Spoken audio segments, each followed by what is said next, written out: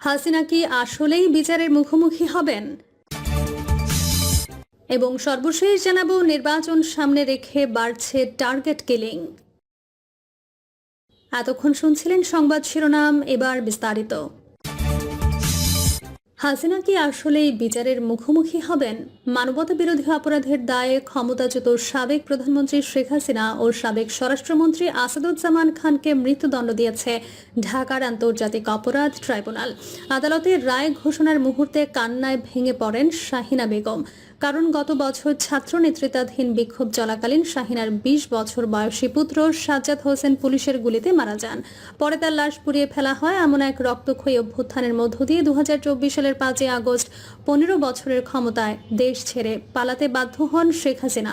প্রসিকিউটররা বলেন, আশুলিয়ার একটি গার্মেন্টসের কাছে হাসিনা পালিয়ে যাওয়ার কয়েক মুহূর্ত আগে বিক্ষোভে অংশ নেয়া ৬ ছাত্রকে হত্যা করা হয়, যাদের ৫ জনকে প্রথমে গুলি করে হত্যা করা হয় এবং পুড়িয়ে দেওয়া হয়, আর বাকি একজনকে থানার ভেতরে জীবন্ত পুড়িয়ে দেওয়া হয়েছিল।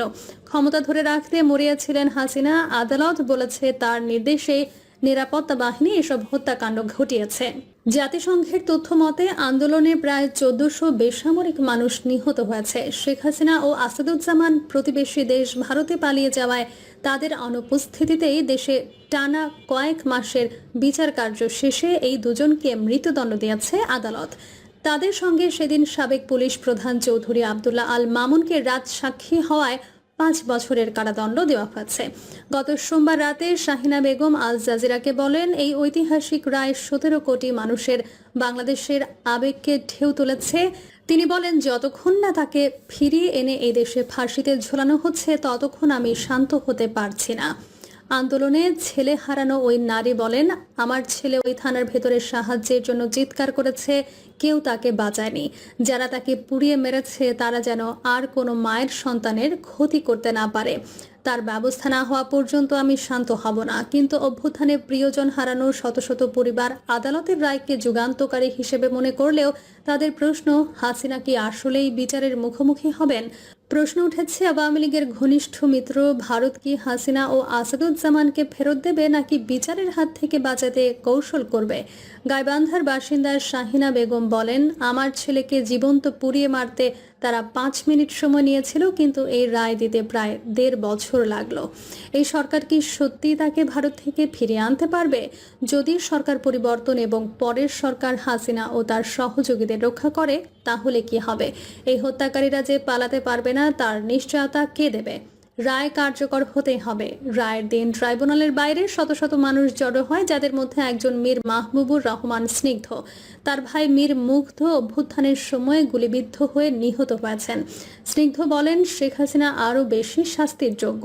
তিনি কর্তৃপক্ষের প্রতি এই রায় কার্যকর করার জন্য হাসিনাকে বাংলাদেশে ফিরিয়ে আনার আহ্বান জানান।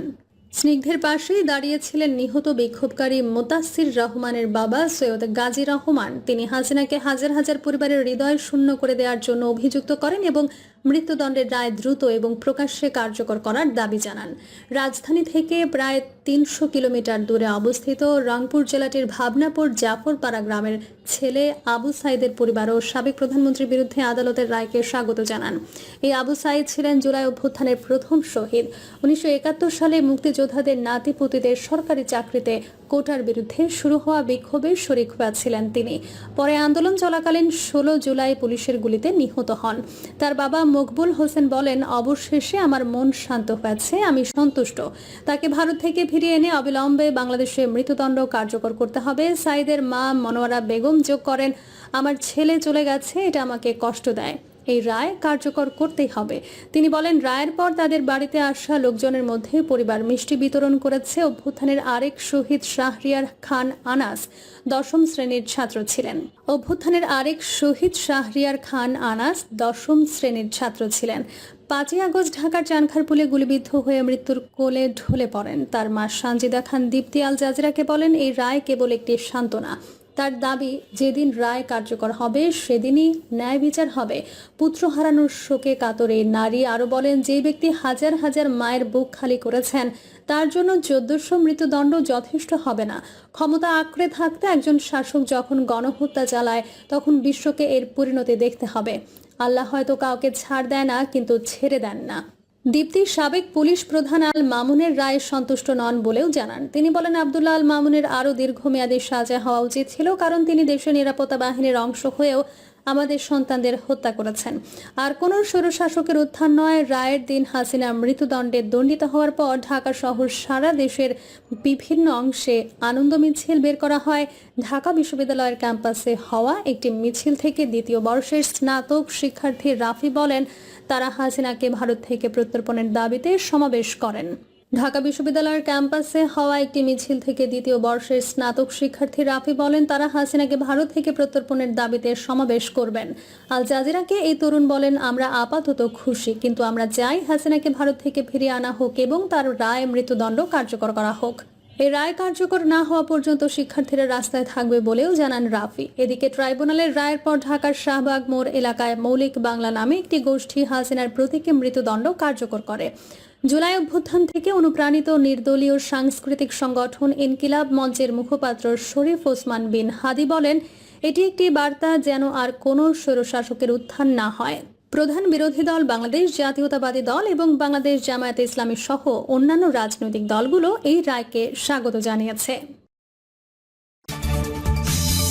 নির্বাচন সামনে রেখে বাড়ছে টার্গেট কিলিং। নির্বাচন সামনে রেখে রাজধানী ঢাকা সহ দেশের বিভিন্ন স্থানে হঠাৎ করে বেড়ে গেছে টার্গেট কিলিং। প্রকাশ্যে ফিল্মি কায়দায় গুলি করে হত্যার মতো নৃশংস ঘটনা ঘটছে। এসব অপরাধে ব্যবহৃত হচ্ছে ভাড়াটে খুনি। অপরাধ বিশেষজ্ঞ, আইন শৃঙ্খলা বাহিনী ও গোয়েন্দা সংস্থার একাধিক সূত্র বলছে, আধিপত্য বিস্তার, আন্ডারওয়ার্ল্ডের দখল, রাজনৈতিক প্রতিদ্বন্দ্বিতা, ব্যক্তিগত শত্রুতা এবং ঢালাও জামিনে বের হওয়া কুখ্যাত অপরাধীদের কারণে টার্গেট কিলিং দিন দিন নিয়ন্ত্রণের বাইরে চলে যাচ্ছে। এসব ঘটনা একদিকে জনমনে উদ্বেগ বাড়াচ্ছে, অন্যদিকে দেশের আইন শৃঙ্খলা পরিস্থিতিকেও করছে প্রশ্নবিদ্ধ। স্বরাষ্ট্র উপদেষ্টা জাহাঙ্গীর আলম চৌধুরী বলেছেন, নির্বাচনের আগে আইন শৃঙ্খলা পরিস্থিতি অবনতির আশঙ্কা নেই। তিনি দাবি করেন, গত 1.5 বছরে আইন শৃঙ্খলা পরিস্থিতির উন্নতি হয়েছে। জানা গেছে, ঢাকা, চট্টগ্রাম, খুলনা সহ দেশের বিভিন্ন স্থানে ফিল্ম স্টাইলে গুলি, কুপিয়ে হত্যা, অপহরণের পর খুন, অজ্ঞাত স্থান থেকে লাশ উদ্ধার হচ্ছে।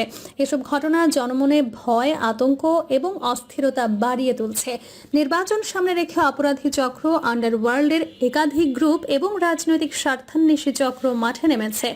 বিশ্লেষকরা বলছেন, আইন শৃঙ্খলা বাহিনীর মধ্যে সমন্বয়হীনতা, রাজনৈতিক বিভক্তি মাঠ পর্যায়ের দুর্বলতাকে আরও জটিল করে তুলছে।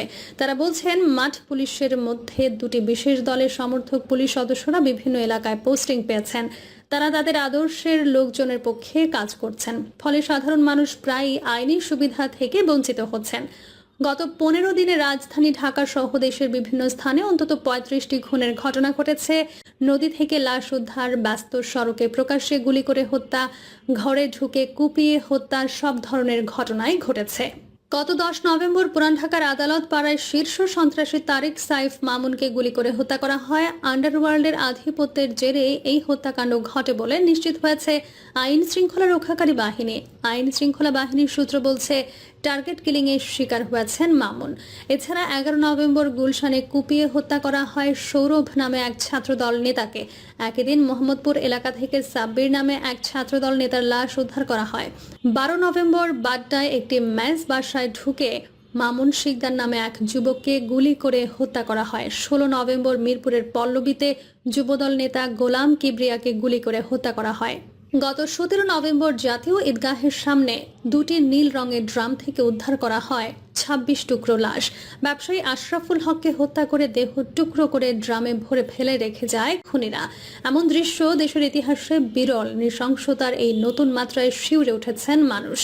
অবশ্যই এই ঘটনায় 2জন গ্রেফতার হয়েছেন। গত 11 নভেম্বর ক্যামব্রিয়ান কলেজের শিক্ষার্থী সুদীপ্ত রায়কে অপহরণের পর 80 লাখ টাকা দাবি করা হয়। টাকা না পেয়ে দিয়াবাড়ি এলাকায় একটি ফ্ল্যাটে তাকে নির্মমভাবে হত্যা করা হয়। এছাড়া যাত্রাবাড়িতে চোর সন্দেহে এক যুবককে পিটিয়ে হত্যা করা হয়।